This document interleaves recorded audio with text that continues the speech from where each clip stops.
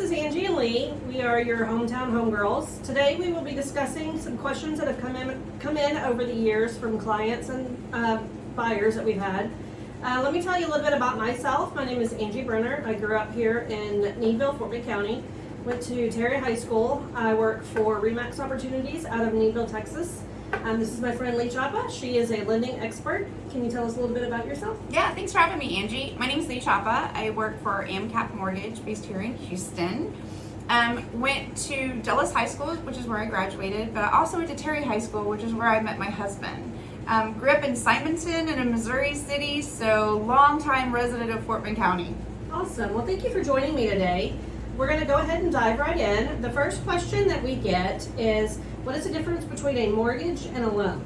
Okay, I like this question. It's a pretty good question. So there's 4 home loan types, basically, and we're going to talk in just like your standards right now. We can dive into more types of loans and the differences as we continue to do these hometown homegirls.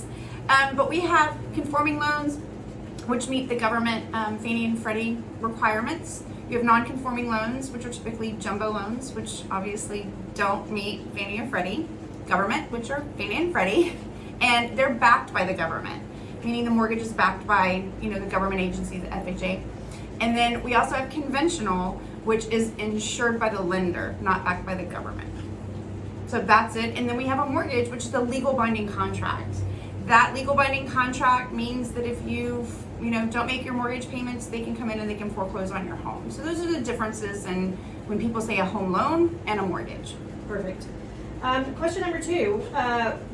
We get questions about escrow from buyers. Do they need an escrow account? Do they not need an escrow account? Can you tell us a little bit about that? Yeah, I love this question because, we hear those rumors out there that, you need 20% down to buy a home. And I think it came from this whole escrow thing.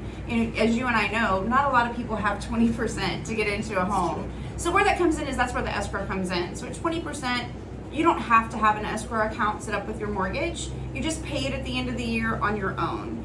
And if you have less than 20%, you have to have an escrow account that's set up with your mortgage and will be paid monthly. And that'll be, your taxes and insurance. Perfect. Besides your credit and money down, another thing that impacts your ability to buy a home is your debt to income. Can you tell us a little bit about that? Yeah, this is huge. Not a lot of people understand debt to income and what that is. So when you're going to look for a home, what they're going to look at the beginning is your front end, which is basically your mortgage payment, which is going to be your principal, interest, taxes, and insurance, or we say PITI. That'll be the front end.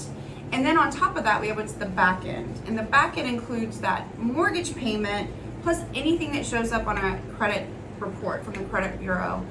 Things like cars, credit cards, but also things like child support, if you owe payments to the IRS, those types of things show up on it.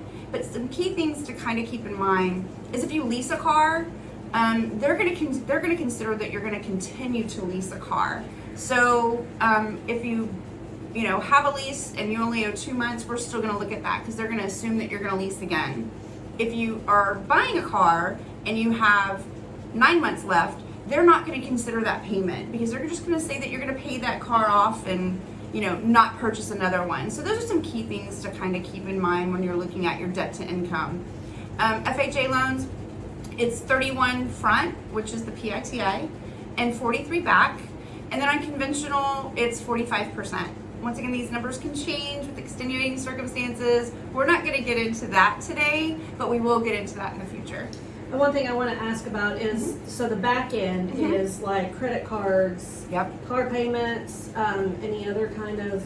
Yeah, credit cards, car payments, if you own, like I said, anything, child support, payments to the IRS, those types of things will be included in that. And student loan, like there's some new things that have come up with the student loan debt. So a lot of people are talking about, I don't have student loan debt. Just say, you owed $40,000. We're going to look at it depending on what type of loan you're going to get. It can be anywhere from 1% of that total amount to 0.5% of that total amount that we have to add into your debt to income? That's a great question. So those are Yes. things to really, really look at. So thank you for asking that. That was great. And keep in mind, when you're buying a house, don't go buy a new car or furniture or new credit cards. Right.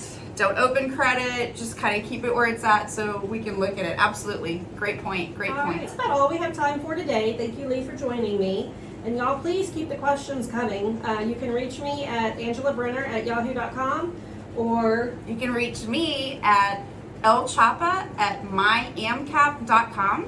And we look forward to seeing y'all next week, and keep sending these questions. They're great. awesome. Thank you. See you guys.